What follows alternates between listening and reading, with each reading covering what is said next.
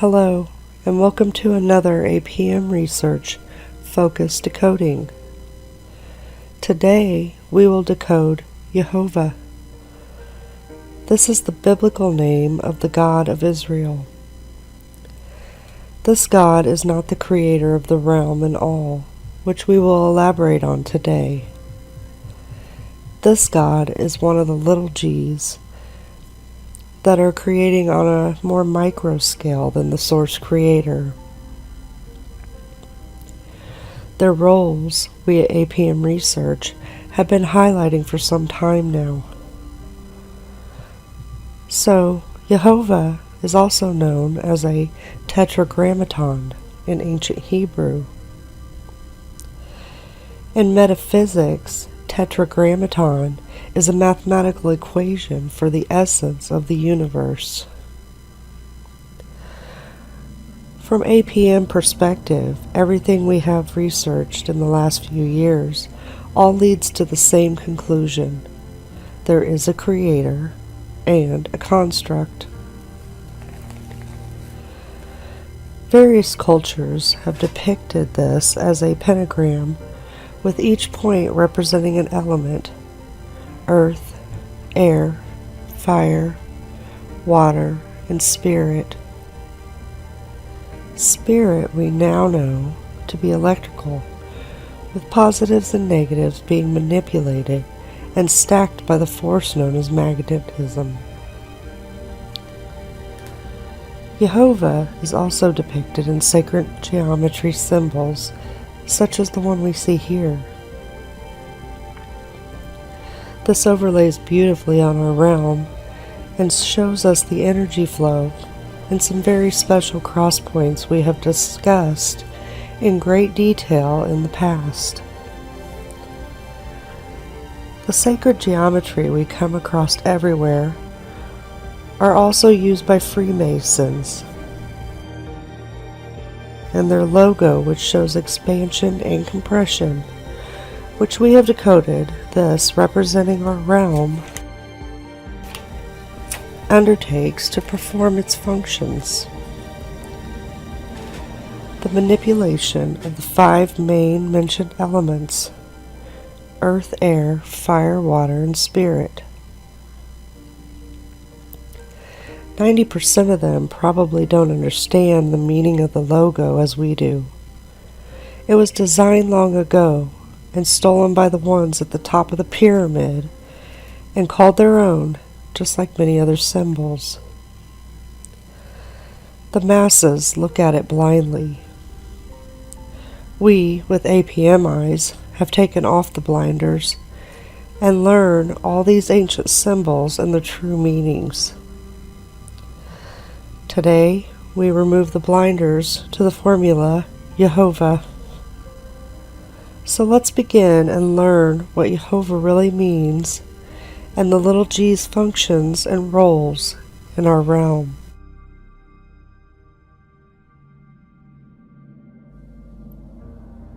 Y is the division of the sex pairs, the positives and negatives.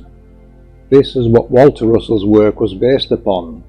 To elaborate further on the Y and how this came to be, we have to look inside the vortex. This is the electromagnetic components mixing the positives from above with the negatives below.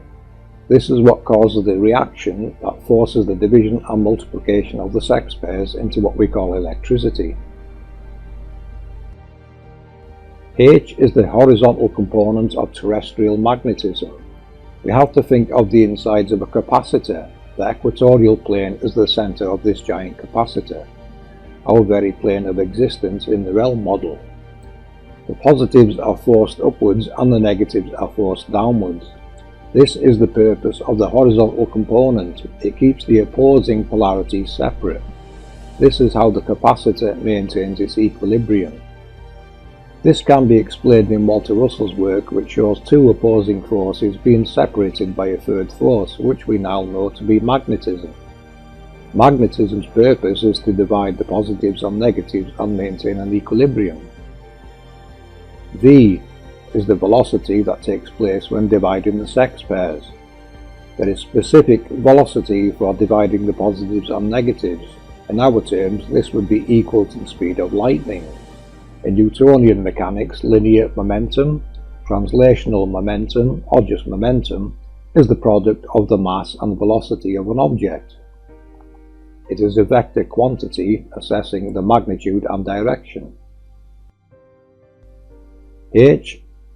This is Planck's constant. This is a physical constant that is an electromagnetic action which relates to the energy carried by a photon to its frequency. Planck theorized that the equations of motion for light describe a set of harmonic oscillators, one for each possible frequency. The spectral radiance of a body describes the amount of energy it emits at different frequencies. So in simple terms, this is the frequency the energy radiates. Scriptures tell us God is light. Walter Russell did say there will be a time when religion and science have to come together. That time is now. Open your eyes, people, and see the glory that has been hidden from you. The descriptions and sacred geometries given by every culture are doing their very best to describe the glory of the realm. That glory is this technological glory which reveals a very intelligent creator. YHVH. You will notice that H appears twice, but governs two different arenas. The first H is the magnetism that forms the equatorial plane of the macrocosm. The second H refers to Planck's constant, which regulates the energy in the smallest units of light. The constant itself is the mathematical expression that represents how much energy a photon has based on its wavelength. We know from Walter Russell that what regulates energy into its opposing components is magnetism. So the two H's both represent magnetism. In this respect, the H's can be likened to the number 1. 1 is an interesting number because it can be used to express the whole of a system or the smallest unit within a system.